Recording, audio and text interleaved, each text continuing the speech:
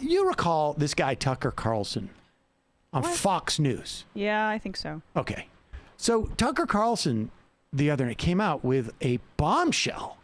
He interviewed somebody from, what is it, Revolver Media? Yes, who got their tip from a one Alex Jones, I believe, on this topic. Is that right? Do we know that for sure? I don't That's think what Jones that's what Alex reports. Jones claims. But he's who involved in this conspiracy, or at least is, And the tip was, look at the indictments of some of the people from January 6th. It refers to often unindicted co-conspirators. And unindicted co-conspirators can be everybody from the president of the United States when their lawyer is getting indicted.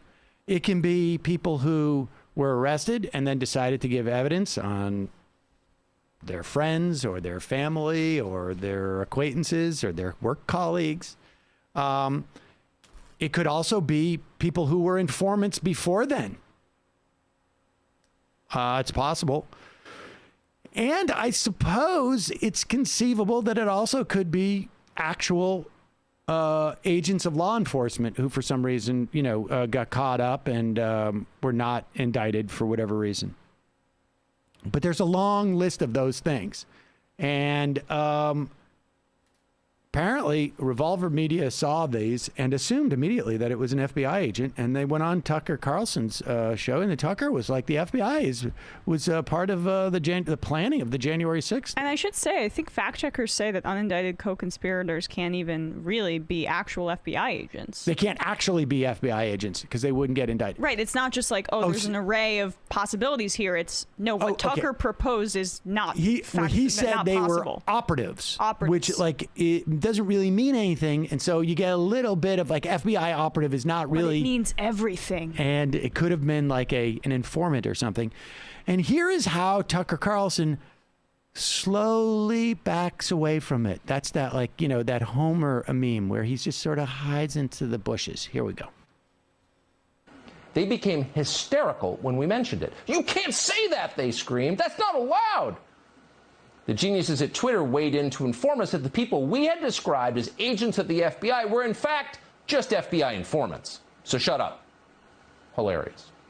But we won't shut up, and we shouldn't.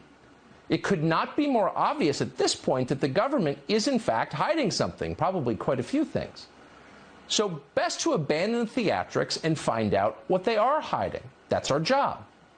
To many in corporate media who claim that we are spreading Russian disinformation, instead, please calmly answer these three questions.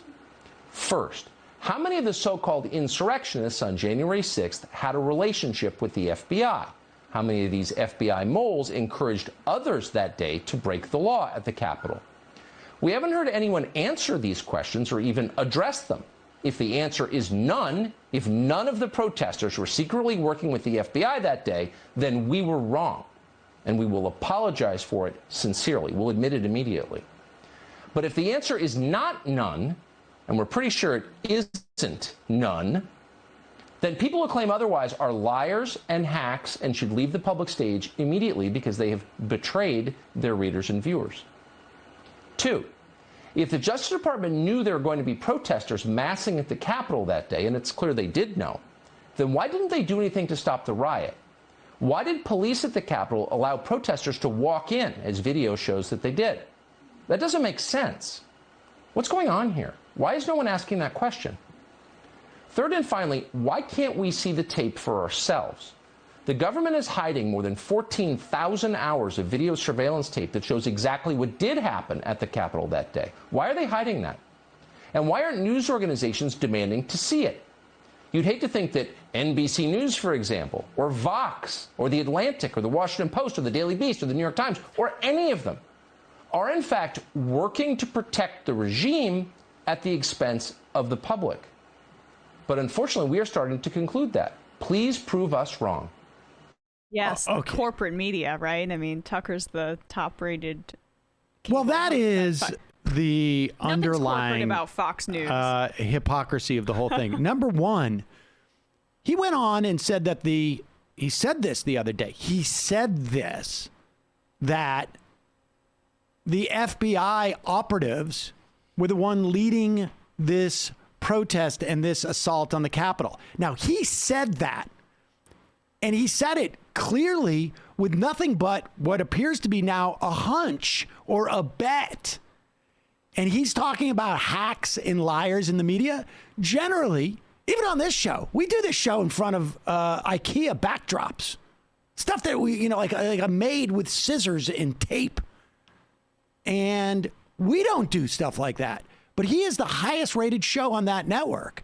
So the standard is actually his, that he's got to meet before he goes out and spews that garbage.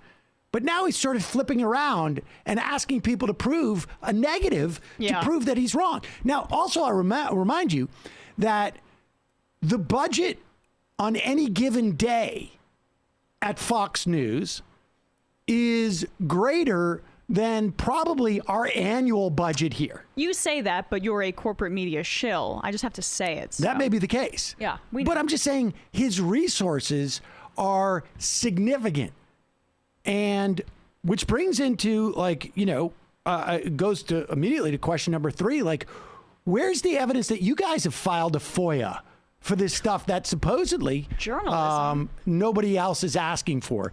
And then on number 2, why did the DOJ have advance knowledge of this? Why didn't the Capitol Police do anything?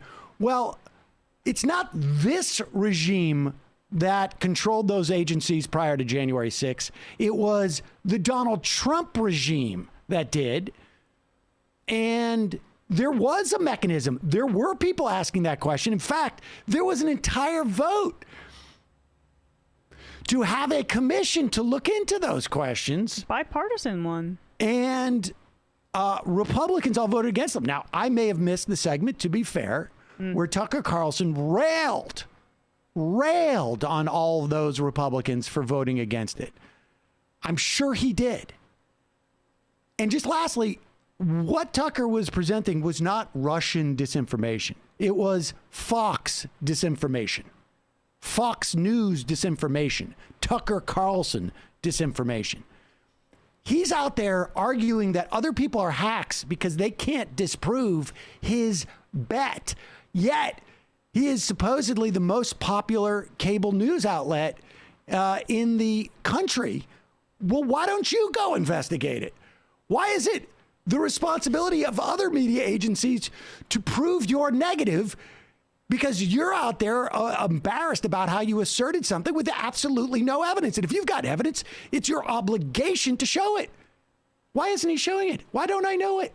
Why do we have these questions, Emma? Yeah, well, I mean, you say prove a negative. That's the entire basis of his program, is to assert things based on hunches, which is what conspiratorial thinking and modern day conservative conspiratorial thinking, like we mentioned, Alex Jones at the forefront. He's just a more polished version of that. That's the basis of it. And so then you just throw that out there. It percolates, it manifests, and it becomes a narrative that Louis Gohmert then parrots on the House floor. And then it becomes more real. And that's the project, not journalism. So please spare us the lecture about what the media is supposed to be doing, Tucker Carlson. Get a mirror. Yeah. Get a mirror. Please. I mean, you're not going to like what you see. Maybe that's why you don't have one. Get a mirror. If you have a problem with the media, you should be talking to your staff. Well, maybe you can get them off their message boards. The white supremacist chans they're on. And have them, actually do some work.